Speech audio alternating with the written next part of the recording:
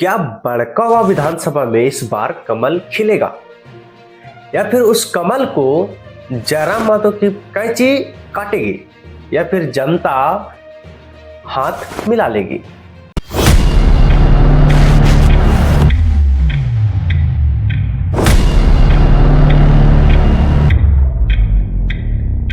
झारखंड का सबसे hot seat Barkagaon, क्योंकि बड़कागांव का हॉट सीट इसलिए हम कह रहे हैं क्योंकि यहाँ पे बहुत कुछ हो रहा है। इसलिए हॉट सीट बन गया है क्योंकि हर हाल में हर एक पार्टी बड़कागांव सीट जीतना चाह रही है, चाहे वो कांग्रेस हो, चाहे वो बीजेपी हो, चाहे वो जेएलकेएम हो। ये तीनों पार्टियां जो है वो हर हाल में बड़कागांव सीट जीतना चाहती है। तो चलिए मैं आपको क्लियर से बताता हूं। तो सबसे पहले मैं आपको बताना चाहता हूं कि बड़कागांव में 15 सालों से कांग्रेस का कब्जा है और कांग्रेस जो है वो अपनी सीट को नहीं छोड़ना चाहती है और इसीलिए वो दिन रात विकास के कार्य करते जा रही है। आप देख सकते हैं आपके क्षेत्र में भी विकास हो रहा होगा, हालांकि 4 सालों से नहीं हो रहा होगा, लेकिन अभी 2 महीने से आपके क्षेत्र में विकास जरूर हो रहा होगा। वहीं दूसरी ओर रोशनलाल चौधरी जो आजसू के नेता थे, अब आजसू को दरकिनार करते हुए भाजपा में शामिल हो गए। और सबसे बड़ी बात यह है कि भाजपा में इसलिए शामिल हुए हैं ताकि वो चुनाव लड़े भाजपा के सिंबल पे और बड़कागांव सीट जीत जाए।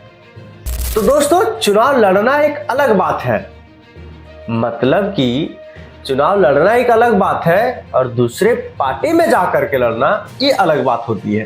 क्योंकि आप अपनी पार्टी से चुनाव तो लड़ते आ रहे थे, आप सेकेंड स्थान में हमेशा रहे। जब देखा गया कि आप हर बार हार रहे हैं तो आपको बीजेपी में जाने की क्या आवश्यकता पड़ी? आप उसी पे अड़े रहते, आप उसी से जीत हासिल करते, क्योंकि जनता अगर आपको पसंद करेगी तो आप आजसू से भी जीत जाते। अगर आप सोच रहे हैं कि मुझे कमल फूल के नाम पे वोट मिल जाएगा, आप सोच रहे हैं कि मोदी के चेहरे पे आपको वोट मिल जाएगा, तो ये वहम आपके लिए गलत है। क्योंकि जनता अब जाग चुकी है, जनता अब समझ चुकी है कि मुझे क्या करना है। क्योंकि आप पार्टी को बदल करके आएंगे तो जनता समझती है मेरे हक के लिए कौन लड़ने वाला है और कौन स्वार्थी है। स्वार्थी इसलिए मैं कह रहा हूं क्योंकि सीट जीतना सबसे बड़ी बात है और देखा जाए तो रोशनलाल चौधरी हर हाल में ये सीट जीतना चाहते हैं क्योंकि ये लगातार हारते हुए आ रहे हैं। वहीं तीसरी ओर झारखंड लोकतांत्रिक क्रांतिकारी मोर्चा के कह सकते हैं अभी तक विधायक प्रत्याशी कोई उतरा नहीं है, लेकिन जयराम महतो ये कहते हैं कि मुझे बड़कागांव सीट चाहिए ही चाहिए, क्योंकि यहाँ की जो समस्या है, यहाँ का जो मुद्दा है, ये बहुत बड़ा मुद्दा है और उस मुद्दे को जयराम महतो समाधान करने के लिए तैयार है और बड़कागांव से अपील भी किए हैं कि जनता मुझे मौका दीजिए, मैं यहाँ की समस्या से आपको जरूर छुटकारा दिलाऊंगा।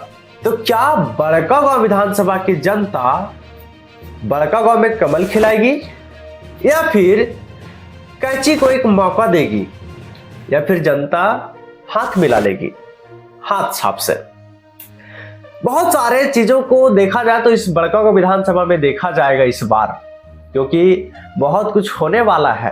कह सकते हैं ये चुनाव में कह सकते हैं कि बहुत पार्टी जो है दल बदल करके आए हैं और बहुत हो सकते हैं कि हारने जीतने के बाद दल बदल कर सकते हैं, लेकिन क्या दल बदलने से बड़कागांव जनता की कल्याण हो पाएगा? बड़कागांव की जनता समस्या में है, विस्थापन को लेकर के देख सकते हैं कि लोग भटक रहे हैं, दर दर भटक रहे हैं। क्या कोई नेता है जो बड़कागांव विस्थापन को रोक सकता है? क्या कोई नेता है जो यहाँ के बिजली को हमेशा 24 घंटे दिला सकता है? कोई नेता है जो बड़कागांव में स्वास्थ्य को ठीक कर सकता है, जो बड़कागांव में सड़क को ठीक कर सकता है? कोई नेता नहीं है, क्योंकि बड़कागांव में सब लूटने के लिए आते हैं, कोई कार्य करने के लिए नहीं आते हैं। ऐसा मेरा कहना नहीं है, ऐसा जनता का कहना है, क्योंकि जनता अब परेशान हो चुकी है कि मैं आखिर किसे विधायक बनाऊं, अपना वोट किसे डालूं, सब तो लूटते हैं। सब तो आते हैं, कहते हैं इस बार मुझे मौका दीजिए, मैं आपके लिए कार्य करूंगा, आपका बेटा हूं, आपकी बेटी हूं, आपका भाई हूं, सब इसी प्रकार से बातों को करते हैं, लेकिन कोई खड़ा नहीं होता है। जनता परेशान है नेता से।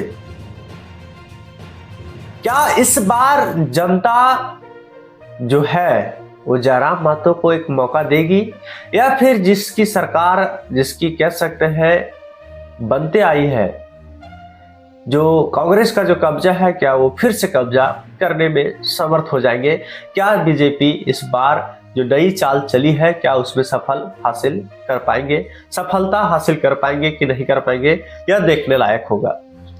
तो जुड़े रहे हमारे साथ, इस तरह के खबरों के लिए मैं इसी तरह के खबर आपके सामने लाता रहूंगा। धन्यवाद।